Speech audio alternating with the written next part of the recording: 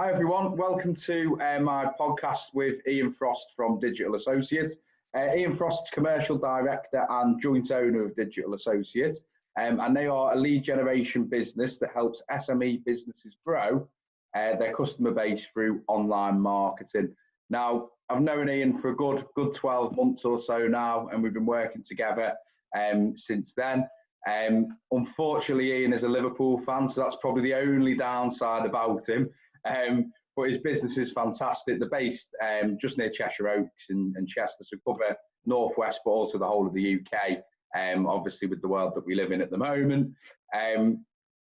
Without further ado, I'll pass you over to Ian briefly, just to give us a little bit more background on yourself, Ian. That'd be great. Thanks. And I'll just answer your point there, by the way. The background colour is red for a good reason, and I won't talk about the number of derby wins that we continually have over the blue side of Liverpool. But anyway, good morning, everybody, or good afternoon. Whenever you're watching this video, thank you for watching it. As Chris said, my name's Ian Frost. I'm the joint owner of a company called Digital Associate. We're a team of 14 people based just near Cheshire Oaks, as Chris has said. We're involved in lead generation. What is lead generation? It's, as its name suggests, getting quality sales leads for customers. And how we do that, whether it be by things such as pay-per-click management, search engine optimization of websites, development of websites, LinkedIn marketing, email marketing, which there still is a market for, despite what people will tell you, post GDPR, Facebook and other social media like Instagram.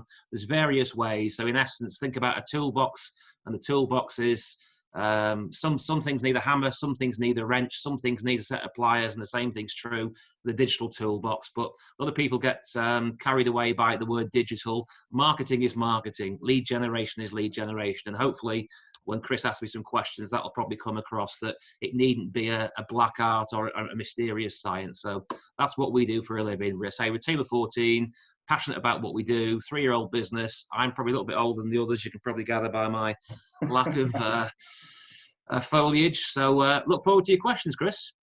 Bro, don't worry, I'm 31 and my hair's already going. So I've actually had the missus cut it this way. I don't know if you can see. It's got a bit weird on the sideburns. It's like I've got a bit of a shelf on the top of my head.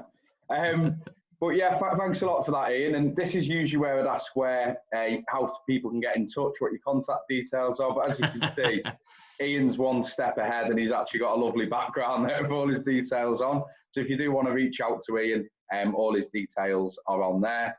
Also, apologies if anyone heard a dog barking in the background.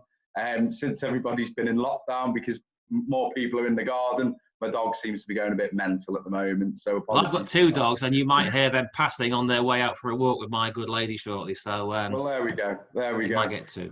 To kick us off, Ian, then I think the big elephant in the room at the moment is the current times that we're in. It's obviously difficult and unprecedented, which is the word that we're always hearing at the moment.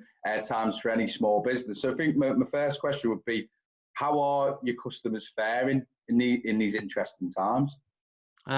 It's quite a varied pattern, actually. We deal with both B2C, business to consumer, and business to business clients. And it's not an exact science, but the B2C are the ones that have probably had the tougher time, obviously, with lockdown.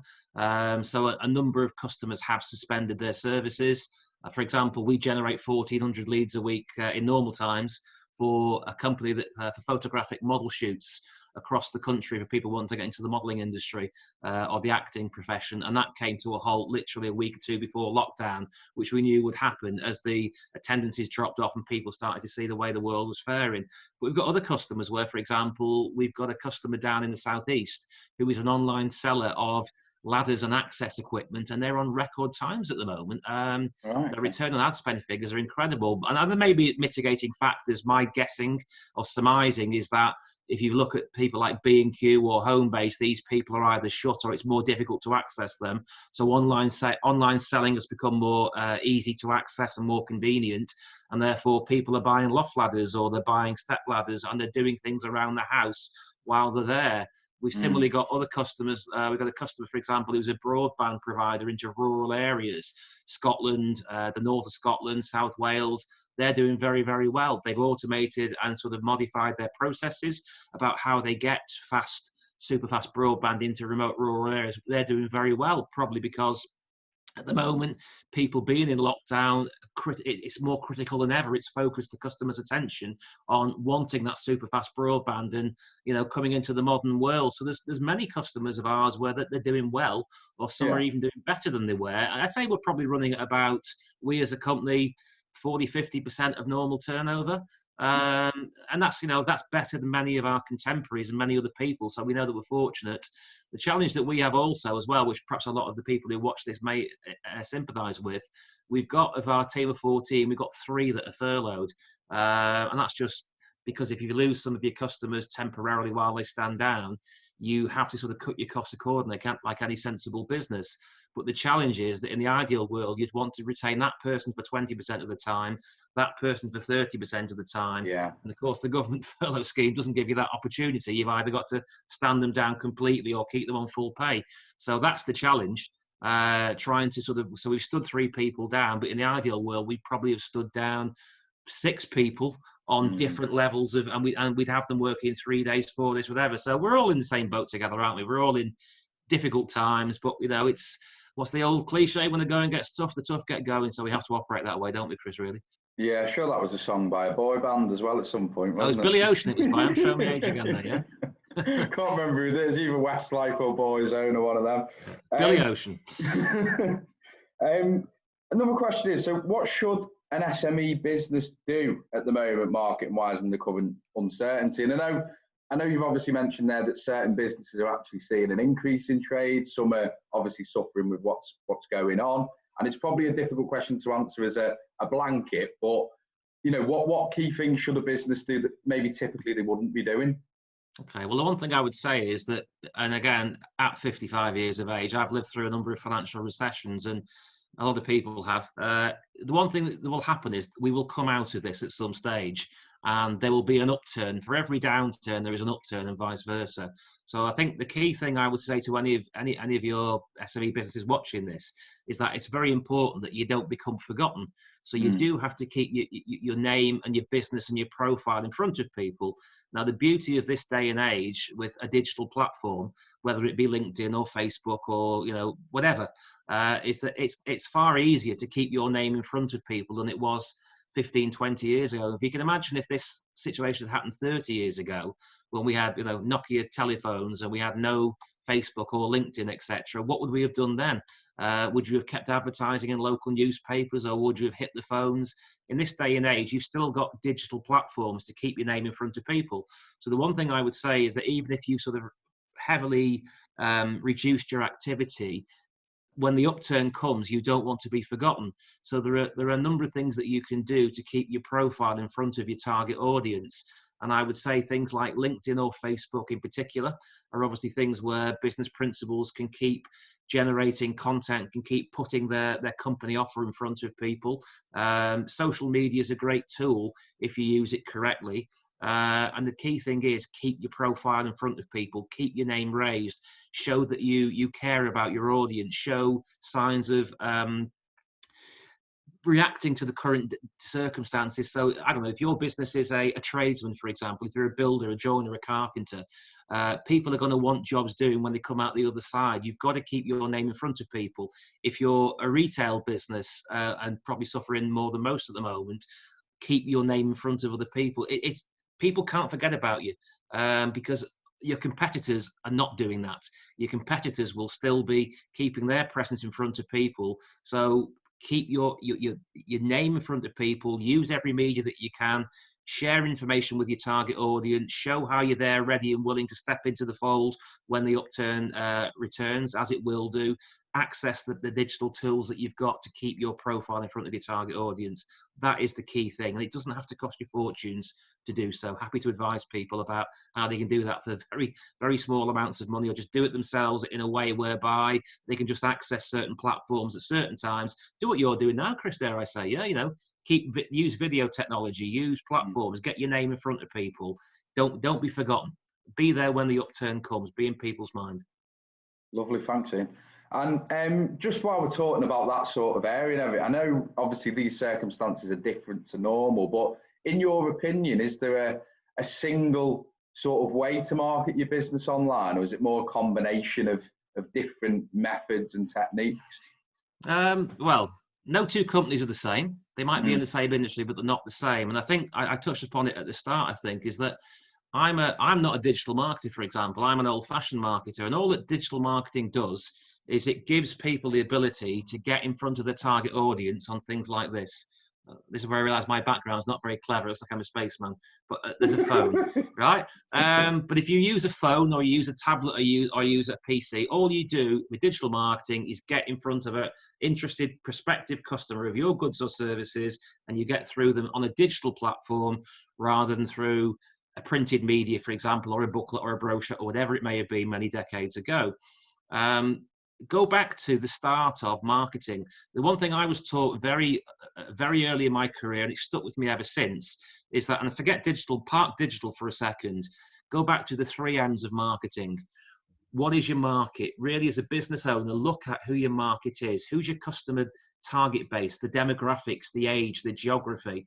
Really work that out correctly. So market, identify who you want to market your services to. And if I was to make one observation about businesses when we take them on, typically, it's that they've not paid much attention to that, and they've not really refocused, and they may have a model in their mind or think that everybody knows who they are or what their audience is, but then they've realized they haven't brought it up to date or kept on top of it. So if you are, I think of an example. Well, let's take yourself, Chris, with an HR company, right? A successful HR business. Who are your target audience? So you'd probably look at SME business owners, financial directors, people, decision makers, influencers.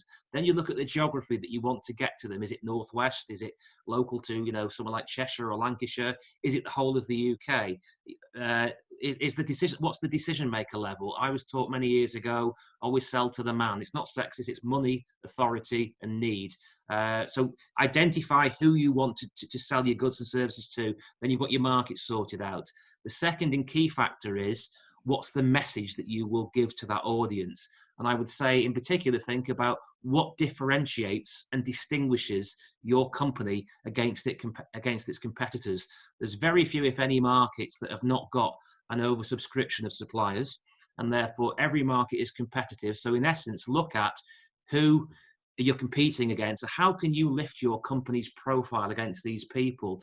And if I was guessing about the people that you interact with, you might be looking at this communication, Chris, it would be passionate business owners, where a big part of their message to their target audience would be that they care, they go the extra mile. They're an owner-managed business. They're not a national business. They're not a franchise or a chain. It really is owner-managed and driven by people that are passionate about customer care, delivering the right service to their audience. Really, they'll go the extra mile.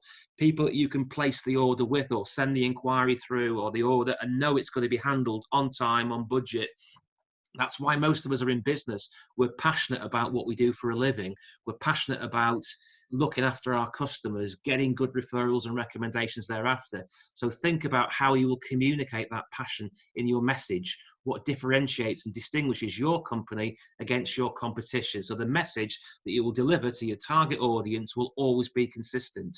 So now that we've got our market, we know who we're going to communicate with, we now know our message, what we're going to say to them to differentiate and brand and distinguish your company from its competitors. The final M of the 3 M's is the media. Which channels will we go through? Now, if people are watching this on LinkedIn, there's a really, really powerful tool for B2B businesses and B2C as well, but particularly B2B. Facebook could work for you if you're a seller of goods and services that's wanted by general public rather than businesses. You will also look at things like Google for paid search. I mean, for example, to Google is now a verb, and it's the equivalent of what people did 30, 35 years ago through those big yellow directories, yellow pages. And we always would say, for example, services like double glazing or window double glazing units, an example. Your double glazing unit fails on your window, or something, or your door gets kicked in and you want to join it. I mean, bad examples, but it's something where it's a reactive service, something that you don't always have a regular supplier of because you haven't had need of. In days of old, you'd have gone to a directory and you'd have looked up under the relevant classification. In 2020, you Google, need a new window, need an insurance quote, need something, whatever it might be. Up then come your options. So really, what's the media that you will get to? And that's where whether it's LinkedIn, whether it's Facebook, whether it's Google searches, whether it's Instagram, if it's a visual sale you've got. Really, it's just a case of what's the media, the channels that you'll get your message to. So to go back to it, sorry I've laboured it a bit. What's your market? Who do you want to sell your goods and products and services to? Key, secondly, what's the message that you will do to distinguish your offer against your competitors? And then lastly, how will you get to those people? And all that you're doing is effectively, in this day and age, is using a digital platform to get to them rather than printed media or radio, whatever it may be. So that's 3 M's: market, message, media. Get those right, find the right digital platforms to do them on, and you won't go far wrong. Brilliant. Okay. It's funny that you mentioned about to Google being a verb now as well. Funnily enough, I was only thinking the other day, and I said to my missus, do you ever remember Ask Jeeves? Do you ever remember it? Yeah, I remember it. Yeah, I'm old enough to remember it. Yeah. I also remember Black Dog and Lycos and a few others. They were the first. They were the first search engines before Google. Yeah, I remember them well. People like me, Chris, also remember dial-up 25.6K modems, making a whirly noise, and then how long a page would take to refresh or to load on screen. They were different days. We remember. Don't remember. You won't remember it probably. No, I remember before the days of smartphones, when the world is just a different place now, and that's the thing to do. Is technology is there, use it. If I was to make one point to add to that, I would say that 30 years ago, or 35 years ago, unfortunately, when I first got involved in advertising and marketing, smaller businesses didn't have the same tools or resources that national players did. The difference now is that the playing field has been level for lots of people.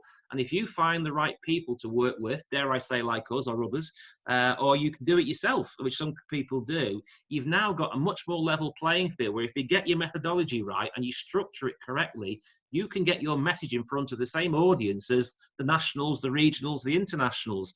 If you use technology wisely, but don't get blinded by it, you've got a much better chance now of getting to your target audience one-to-one through a digital platform than you ever did have 30 years ago. So, play to your strengths about your business's passion, but also use the modern technology and just find a way to simplify it. It's not as difficult as people think if they find the right people to help them access it and make it work for them. Brilliant. Thanks a lot, Ian. And that's answered a couple of the questions I was going to go through. But there's one key question that I want to ask you, because it comes up all the time with my clients and customers. Okay. If we look at Google, I get all that, all that side of things. But if we're looking at social media just on its own, I'm a business. Where should I be marketing? LinkedIn, Facebook, Instagram? Do you find there's certain sectors that fit better to each, etc.? Yeah, going back to the 3 M's, so we're now on the third one again, Chris, aren't we? What's the media, the channels?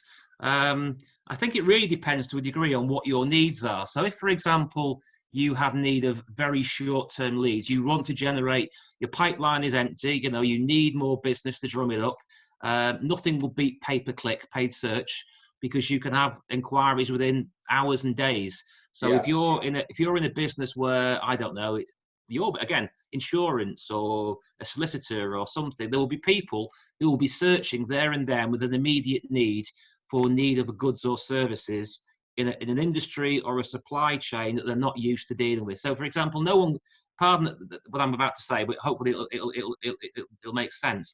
Nobody Googles, where do I go to buy a loaf of bread, right? You've got regular suppliers, whether you go to Sainsbury's or Asda or Tesco, whatever.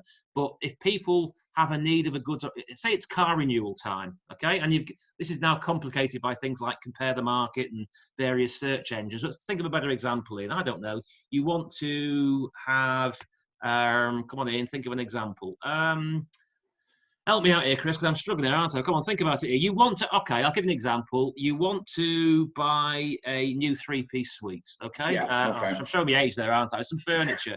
You'll probably go and Google. Then you'll look at local furniture shops, for example, and the nationals will appear there. But if it's something that you buy intermittently or don't buy regularly, or it's a high value purchase, electrical goods are a good example, aren't they, as well? Yeah. If you want a new TV or something, you'll probably do your research online, where you'll then look at, and so Google, to give you how to explain this quickly, if you take Google, for example, all Google is a big super funnel, okay, effectively, and it analyzes all the world's websites and puts them into an index. So if somebody, for example, keys a search into Google, such as, I want a new color television, or what is the best color television on the market, good colour TVs for less than £600, whatever the figure may be.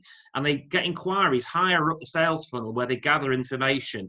But once they've done their research online, they'll probably typically get to a stage where, for example, they know they want, and this TV model doesn't exist, the Sony ABC 123. And they'll literally Google in Sony ABC 123. And it's now a very high intent, specific search. And then it's a case of you want to be on page one, ideally, showing that you sell a Sony ABC 123 at a particular price, because the intent is there to buy that good probably there and then or very quickly. So for fast intent, very specific requirements, nothing is quicker than Google pay per search. Yeah. However, if you want to, for example, if you're in a B2B business, where, I'll give you an example, one we're working on at the moment, doing a proposal. It's an industrial cleaning business, and what the business wants is it wants to get to decision makers in landlords, property owners, etc.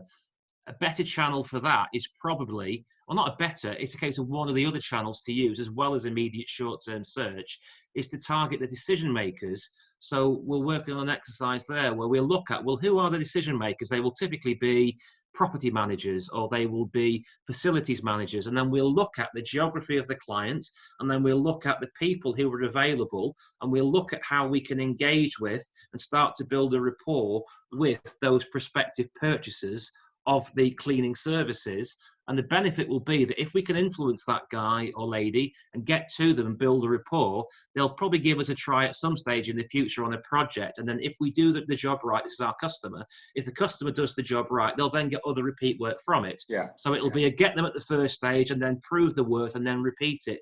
Whereas if I was selling items on a one-off standalone basis, probably paid search would be a better model. Similarly, if I wanted to brand my business and I wanted to raise my profile, I would look probably at search engine optimization, where I would optimize my my profile so that over time my profile rose. And I would, if I was using Google, for example, I would compare, in another bad analogy, PPC is the hair. You're there, you're instant, but the minute you stop spending money with Google and you come off it, your profile drops. Right. Whereas search engine optimization is the tortoise. It will take 3 months typically to get traction. It could be 6 months if you're a national operator. But once you've done an amount of work and things like content, copy content, citations, happy to explain all these at a later time, directory indexes, there's things that you can do to slowly raise your website's profile through Google. One of the things you can do, by the way, which I've just thought of, is people often don't realize this. Every company has a digital footprint. And what that means is you and your competitors all have a digital footprint. And one of the things that we do for people, and I'm happy to do this for free to show people how it works, is you can actually have an audit of how Google views your website now, an absolute snapshot in time, and shows how it's made up. It's by an industry piece of software that we subscribe to, which everybody accepts it's verified. It's not us saying it. That's what the web views your company as.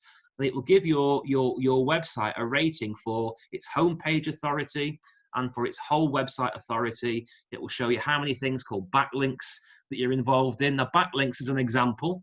I'll explain this if I can. If your website is listed on other websites, Google sees that as giving it greater authority. So if, for example, you could write a story about how your business did something for charity, okay, and then get that story to be on, say, BBC, the Northwest section, and then your website was listed, you've then got a link to a very, very high authority website in the BBC. And that would then, Google would then look at your website and go, crikey, they're listed and recommended, or there's a link to the BBC. Very high authority, very high, big trust, lots of people looking at it. Then you shoot up an authority. That's a very simplified version of what we do, very simplified. But there are things like that you can do which will raise your website's authority, but they will take 3-6 months, etc., like that. So I'm explaining this badly. I'll try and re-summarize. If you want short-term leads, paid search. If you want medium-term activity, probably Facebook, short term as well, and LinkedIn. If you want long term and you can invest for the longer term, things like search engine optimization. But then there are other channels. If your business, for example, is B2B, email marketing is still one of the most cost-effective ways of working. And what a lot of people thought wrongly after the introduction of GDPR in May 2018 was that you couldn't now email people. Well, you can't under certain circumstances, and you couldn't, for example, blanket mail people to home email addresses about pink elephants. But if you, for example, were an accountant and you wanted to email local business owners, and the people that you were emailing were all proven business email addresses, not Yahoo's or Gmail's or whatever, and they were to named individuals, you have got a legitimate interest, and that's a pillar of GDPR. You've got a legitimate interest to communicate with those people, as long as there's a clear unsubscribe option, etc., etc. The point being, badly made again, is that there are ways and means to communicate through email marketing, which are as powerful as they were before. And what we've actually found, Chris, was that after May 2018, our opening rates for customers that we were running campaigns for actually went higher, because lots of people came away from email marketing, often wrongly thinking they couldn't do it anymore. The market thinned out a bit, and therefore they got higher responses. So there was a lot of people who threw away a very good platform to work with through wrong information or disinformation in the industry. So sorry, I've gone on a little bit again, but I touched upon that's what it's for, Ian. Yeah, Google paid search, Google SEO, search engine optimization, LinkedIn marketing for B2B, Facebook for B2C, but some businesses, communities. I'll give you another example. We're working with a company at the moment. We built a website for a product which is an oil that comes from Germany, which basically, I mean, it was invented in 1904, and it's got many uses. It will clean dogs, guns, metalwork. You can drink it for medicinal purposes, and I'm not kidding you here, by the way. Right? It's called Ballistol, Ballistol. If you want to go and search it online, right? Incredible. Now, this oil, one of the first quick wins to be had is people who are members of gun clubs, so clay pigeon shooters or rifle clubs. Now, if you go onto Facebook, you'll find lots of clubs. The Mottram District Gun Club, the Wirral Shooters. I mean, these are fictitious names, I hasten to add. But you can find gun clubs, you can find interest groups where you could put your message in front of those people through targeting Facebook groups. So there are lots of different channels and media, and I've probably bored you silly going on about most of them. What you really need is you need professional people just to help you to actually just say, right, who do you want to get to? Okay, what's your audience that you want to get to? This channel will give you that advantage, this channel will give you that advantage, but also what's your expectation? So for example, when we talk to SME owners, we will normally say to them, look, let's address the elephant in the room. Effectively, you probably don't want to commit more than, say, 3 months or 6 months. You're not going to keep spending money on something that doesn't give you a return. So there's no point, for example, doing an SEO strategy, which might take 6 months to come to fruition, if 2 or 3 months down the road, your circumstances have changed, and now you don't want to carry on the spend, and you've wasted your money and you've wasted our time. So if you want quick results, let's go for the low-hanging fruit. Let's go for the earlier opportunities. And that would be things like paid search, or it could be Facebook advertising in certain situations. And then let's get a return as quickly as possible, so you start to see it as being a true investment with a return, not just a cost. When people are starting to see that return, then they'll become far more open and amiable normally to a longer term investment. And that's where we might put longer term strategies in place, which in time, 6-12 months down the road, will have a lower cost than the short term, but they've then gained the confidence to do so. And one of the key questions we would always ask people, Chris, is what's the value of a customer?